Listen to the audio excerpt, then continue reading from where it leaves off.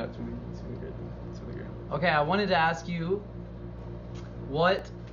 is there a way to summarize Islam in one sentence? What does it mean to be a Muslim? Is there a way to summarize that into one sentence? If you only could tell someone one sentence and then you had to stop talking and they wanted to know what it means to be a Muslim, what would you say? I would say that to be a Muslim is to believe in, worship, and submit to one God alone, and associate no partners to him in worship. And associate no partners with him to worship. To worship one thing, and that is God. Yeah. That's essentially the clear message. Yeah, to put nothing before God. Yeah.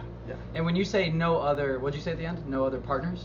Associating no partners with. Okay, so does that mean like you could, like straying away from that would be worshiping like worldly things? Yeah, that's definitely. Or what would that mean to worship another partner? Like what if you're not worshiping the sun god or you're not worshiping the moon god, but could you be worshiping like alcohol, or could you worship yourself? Yes. In front of God, and that would therefore mean you're disobeying the one rule as a Muslim. Of Allah. Yeah. That's kind of that's my question. Yeah. That's a great question.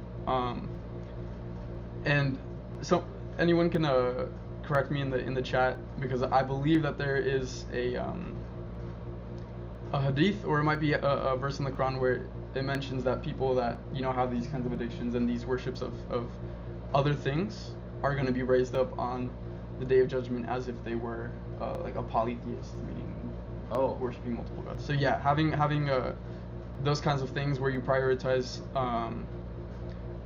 let's say money over ibadah, money over the worship of God. Yeah, that's wrong. Okay. Yeah, okay. It is a major sin. Yes. And so in one sentence you said Islam is worshiping the one thing, which is God, or that was my paraphrasing of what you said. Yeah. And putting nothing before God. In one sentence, that's what it means to be a Muslim? Yeah. Okay. Absolutely. Okay. So, here, I'll just mention this in the chat really quick.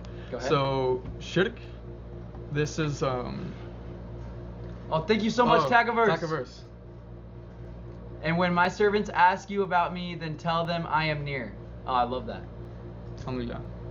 Thank you so much, Takaverse, for supporting this channel. How many push-ups do you have right now? You got like 45 to do. Dude, I got like 45 push-ups to do. Crazy. I'll wait till Gabe leaves because I don't want to. Yeah. I want to be here when he's talking. Yeah. So Takaverse, thank you. Takaverse has been dude, the goat. But so what they were saying in the chat that they wanted me to mention was, so shirk. This is the number one sin of Islam. Shirk. So this has to do with I believe in the Arabic it's association or partnership, or like an infidelity. So it's when you hold other things as high as you hold Allah. What would be an example of that? Could you give one? Have you done that before in your life? Put something before God? Right. So when when you feel like you could use it as an example? Yeah, when you're non-Muslim, right? When I was a Catholic, something that part of the Catholic belief is in the Trinity. For example, we have the quote-unquote co-equal relationship between the Father, the Son, and the Holy Spirit. So that is shirk, because we're saying that there's more to God than just His oneness. We're contradicting Tawheed, the oneness of Allah. So yeah. Okay. That's one of the. And then if you want to get into more conceptual things, then like if someone if someone has, like, for example, worship of self, right? So like they're a very arrogant person. That's also an association in believing that something is equal to or above God. The creator. Yeah. The original. Exactly, yeah. Okay, tell me what you think about this. So when I read the Quran, I took a bunch of notes throughout reading it, and I went back and analyzed them, and I tried to condense it down into 3 ideas that I thought the Quran was saying.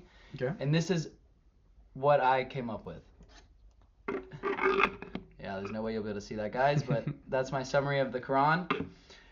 the three ideas that I came up with was that I thought the Quran was being so adamant on was number one, fear God. Two, don't follow your desires, be pure. And three, be brave and endure. Do you feel like that properly summarizes the Quran? To fear God, to not follow your desires, and to be brave. Yeah, I think in a sense it does. If you take these concepts and then go a step further with them, yeah. Um, this is actually something I thought because when I watched your video, I saw this list at the end of it, and this definitely is something I think fear God is the most important one on this list, right? Yeah. Of always put Allah, above all else. Worship Allah, submit your will to Allah. That's part of, don't follow your desires. Be brave in the sense that, be steadfast, yeah, just as you have it written. These are all really important principles. I would say fear God is one of the most, yeah, one of, if not the most important thing. Um, but I would say theologically speaking, I think the most important and the thing of the Quran is that belief that God is one. God is one. Yeah, yeah. Okay. But yeah, And this to is respect that and hold that high. exactly. But that's the thing above all else, right? Is Allah forgives any other sin. He can forgive any other sin, but He doesn't forgive a persistence in shirk, so a persistence in associating things with Him. Okay. Yeah, Okay. yeah, So if you had to summarize Islam in one sentence, it would be the belief in the one and only God, yeah, in not putting anything before Him. yeah. We can get a little more complex with it, but ultimately, yeah, that's the core message. In of it. simple. Yeah, If you in had to simple say terms. one sentence. Yeah, Yeah. Okay.